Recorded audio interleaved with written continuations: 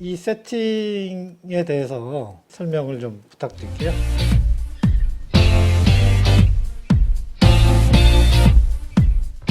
예, 우선은 이 하프 케이지가 있고 풀 케이지가 있는데 저는 이걸 더 선호하는 이유가 지금 보시다시피 여러 장치들을 많이 달 수가 있어요.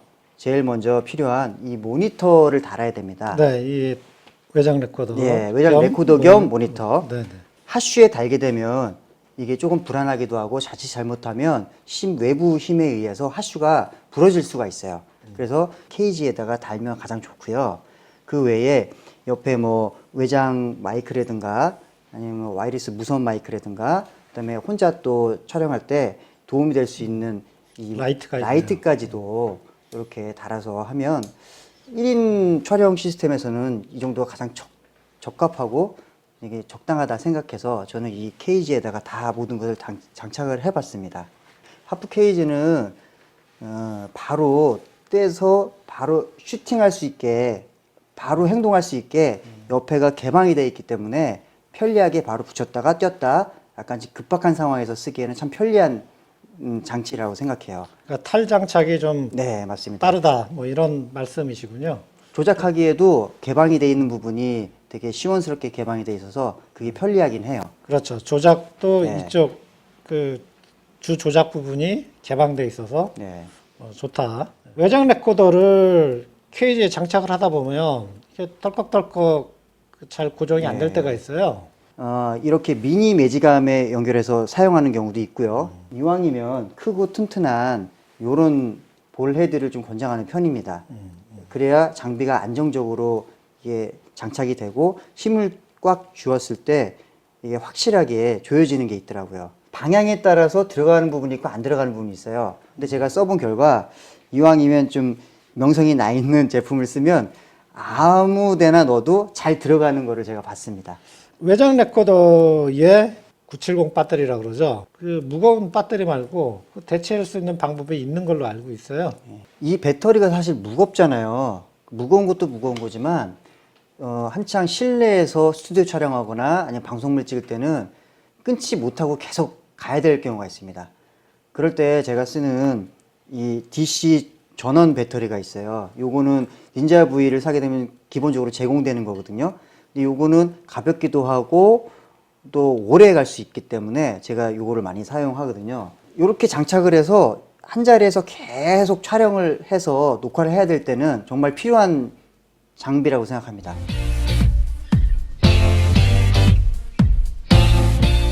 이 외장 레코더가 니트스가 틀려요.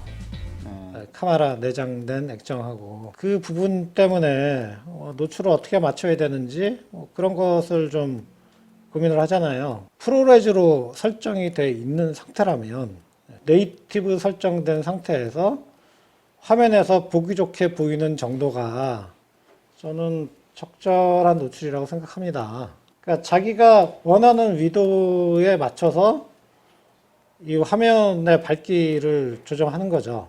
일단은 기본적으로는 모니터를 보면서 이 분위기가 내가 촬영하기 원하는 분위기인지 아닌지 그렇게 보시면 될 것 같아요. 근데 문제는 모니터 밝기가 잘 판단이 안 되는 그럴 때가 있잖아요. 그럴 때 어떻게 해결하십니까? 뭐 여러 가지 방법이 있는데요. 뭐 그 중에서 가장 좋은 거는 선 후드라고 전용 후드가 있습니다.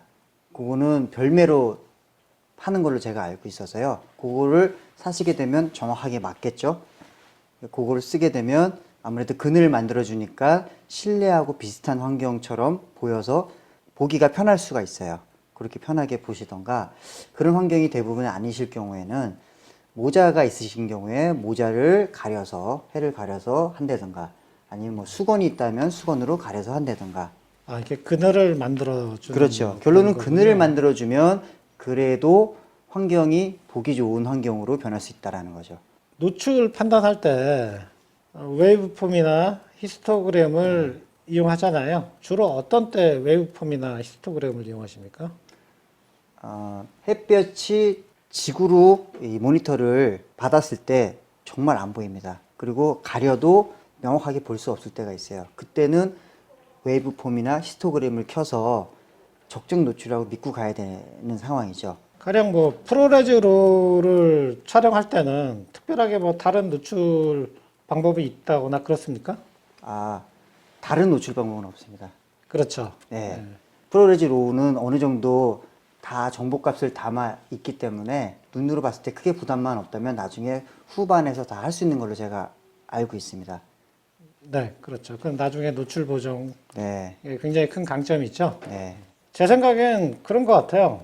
그 프로레즈로는 로그가 아닌 그냥 일반적인 방식으로 노출을 판단하면 된다. 네. 엔로그 같은 경우는 그 하이라이트하고 섀도우를 그 중간 부분으로 다 응축시켜가지고 네. 좀 뿌연 화면 그런 멍한 화면. 네, 멍한 화면 뭐 네. 그런 게 나오죠. 네. 아, 엔로그 할 때 이게 멍한 화면이잖아요. 뿌옇기도 하고 그래도 좀 선명하게 내가 찍고 있는 게 어떻게 나오는가 그래도 확인하고 싶고 답답한 면을 조금 해소하시려면 메뉴 안에 뷰 어시스트라는 그 모드가 있습니다. 그걸 켜서 보면 내가 찍고 있는 게 어느 정도 때깔과 어느 정도로 찍히고 있는지를 판단할 수 있는 그 기능이 하나 있어요. 그렇게 저는 가끔씩 봅니다. 프로레즈로가 노출 관용도가 굉장히 좋기는 하지만 만능은 아니죠. 클리핑이라는 단계가 있지 않습니까? 하이라이트가 너무 강해서 네. 그 이상은 정보값이 날아가는 정보값이 기록되지 않는 경우, 그리고 섀도우가 너무 진해서 안부 정보값이 없는 경우, 그런 경우에는 안 됩니다. 복구가 안 되니까, 그 후반에서 복구가 안 되니까 적절한 조리개, 적절한 셔터, 그리고 적절한 ISO 값을 설정해서 촬영해야겠죠. 찍을 때 잘 네. 찍어라.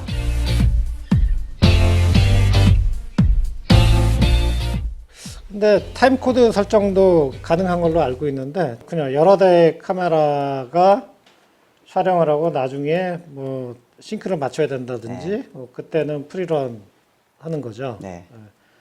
레코드러는 시간의 양적인 면을 측정하는 그 도구죠.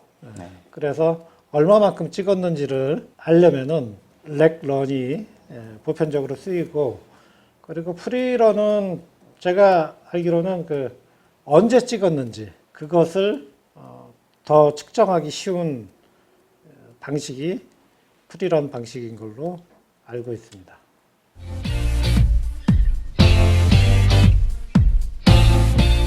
Z6를 영입을 하셨으니까 뭔가 좋은 점을 발견을 하셨을 거 아니에요. 네.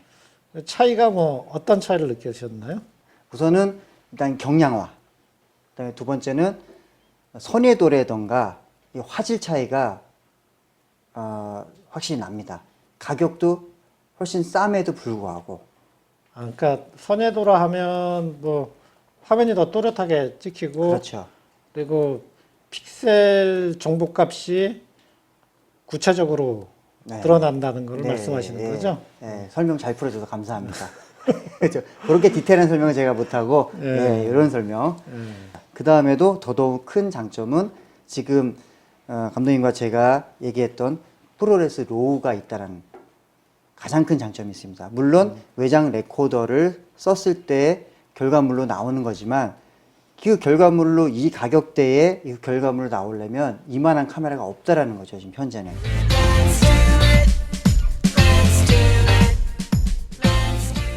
닌자5 이 외장 레코더의 오디오 체크를 어떻게 해야 되는지 그거 간략하게 좀 설명 부탁드릴게요. 먼저 마이크부터 알아보시면 마이크의 종류에 따라서 배터리를 필요로 하는 그런 마이크 종류가 있을 수 있고요. 배터리 전기 공급이 되고 있는지를 먼저 확인하면 좋을 것 같고요. 그 상태에서 마이크의 전원 여부가 이상이 없다 싶으면 카메라 지금 좌측면에 보시면 3.5mm 단자가 있습니다. 흔히 3호 단자라고 하는 그 단자가 제대로 연결이 되어 있는지를 확인하시면 좋을 것 같고요. 그렇게 해도 이상이 없다 싶으면 일단 마이크부터 카메라의 연결까지는 이상이 없다고 보셔도 됩니다. 그 후에 카메라 내부 메뉴에 들어가시면 카메라 마이크를 자동으로 기록할지 혹은 수동으로 할지 그 메뉴를 확인하시고요. 자동보다는 수동으로 세팅을 하시고 그 이후에 적절한 감도를 지정을 하셔서 오디오 레벨 미터의 움직임이 한 3분의 2 지점에서 오르락 내리락 하는지를 직접 이어폰을 꽂아서 자기가 귀로도 확인하고 그다음에 시각적으로 레벨 미터의 움직임도 확인하면 카메라 단계에서의 소리 녹음은 이상이 없다고 볼 수가 있습니다. 그 후에 닌자에 있는 오디오 레벨 미터도 움직인다라고 하면 HDMI 케이블을 통해서 소리가 정상적으로 들어온다라는 것은 맞는 건데요. 그 후에 닌자 내부에 그 들어오고 있는 소리를 파일에, 영상 파일에 포함을 시킬 건지 안 할지에 대한 메뉴를 확인하시면 될 것 같습니다.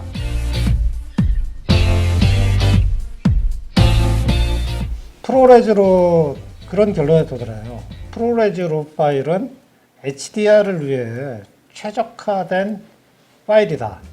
Z6와 닌자5로 촬영한 프로레즈 로우 파일을 최신 버전의 파이널 컷 프로 10으로 임포트합니다. 라이브러리 설정을 스탠다드에서 와이드 게럿 HDR로 변경해주고 프로젝트 설정도 스탠다드에서 와이드 게럿 HDR 2020 PQ로 변경해줍니다. 이렇게 설정한 후 편집을 거쳐 마스터 출력하면 HDR 영상이 생성됩니다. HDR 포맷이 그런 거죠. 광색역 그리고 높은 다이내믹 레인지를 구현할 수 있는 코덱이잖아요. 네, 최성호 작가님은 HDR 작업 열심히 해오셨고 상당히 많은 지식을 갖고 있는데 어떤 느낌이신지 한 말씀 해주시기 바랍니다. 네, 그러니까 기존에 이제 그 로우 코덱들은 비압축 코덱들 같은 경우에는 이제 사이즈가 굉장히 크고 이제 무겁고 작업하는데 이제 인터페이스 비용도 많이 들고 그랬었던 것 같고요. 그런데 이제 이 프로레스 로우를 보니까 사이즈가 이제 압축이 되면서 또 가변 압축이다 보니까 컴팩트해지고 가볍게 작업을 할 수 있겠다라는 생각이 좀 많이 들었고요. 그러면서 이제 비용도 같이 낮아지겠죠. 그래서 그런 부분들이 굉장히 좀 매력적으로 다가왔습니다. 프로레즈로의 가장 큰 매력은 조금 전에도 말씀하셨듯이 비용인 것 같아요. 이 비용에 롤을 쓸 수 있다. 그리고 이 롤을 통해서 HDR을 할 수 있다. 그러면 그 이상근 감독님은 프로레즈로 작업을 해보셨잖아요. 예. 해보셨을 때 정말 그런 느낌이셨는지. 뭐 굉장히 좀 로우 파일로는 가볍고 그리고 속도도 그렇고 뭐 맥북 같은 노트북에서도 작업이 가능하다는 점에서는 저는 이제 해외 작업도 있고 그렇기 때문에 앞으로도 좀 다양하게 사용해 볼 수 있을 것 같고 이동이 잦은 그런 분들한테는 확실히 도움이 될 것 같습니다. 속도군요. 예, 결론은. 그러니까 예. 작업 속도를 단축시켜준다. 예. 그리고 작업에 들어가는 비용을 절감해준다. 이런 말씀을 두 분이 해주셨나요? Z6의 플랜지백에 대해서 좀 생각을 해봤었는데요. 짧아지고 그 다음에 구경이 커지고 하면서 타사 제품을 쓰다가 넘어오는 입장에서는 아까 어댑터를 달면 타사 렌즈들도 쉽게 적용할 수 있다는 게 굉장히 좀 매력적으로 보였었고요. 프로레즈 로우를 써서 시네마에 접근하는, 그러니까 가장 최고의 화질과 영상을 추구하는 사람들한테 가장 합리적인 선택지가 될 수도 있겠다라는 생각을 하게 됐었습니다. 네, 대단히 그 핵심적인 얘기를 해주셨네요. 얕은 플랜지백과 넓은 구경. 그 얘기는 사실 말씀하셨듯이 각종 어댑터를 통해서 이 세상에 무수한 렌즈들을 이중 교합할 수 있는 그런 마운트가 된 거죠. 백이 있고 니콘 바디를 가지고 계신 분이라면 프로레즈로 고심해 보셔야 될 가치는 있습니다. 프로레즈를 쓰려면 비용이 지출되는 지점이 조금 아쉽겠지만, 그리고 시네마톤을 구현하겠다 뭐 이런 목적 가지신 분이라면 확실히 로우라는 형식이 도움이 될 겁니다. 아까 말씀하신 비용 면에서 그리고 속도 면에서 폭넓은 사격력과 높은 다이내믹 레인지를 구현할 수 있는 시스템으로서 프로레즈로를 고려해 봐 주시기를 바랍니다. 여기까지 하겠습니다. 감사합니다.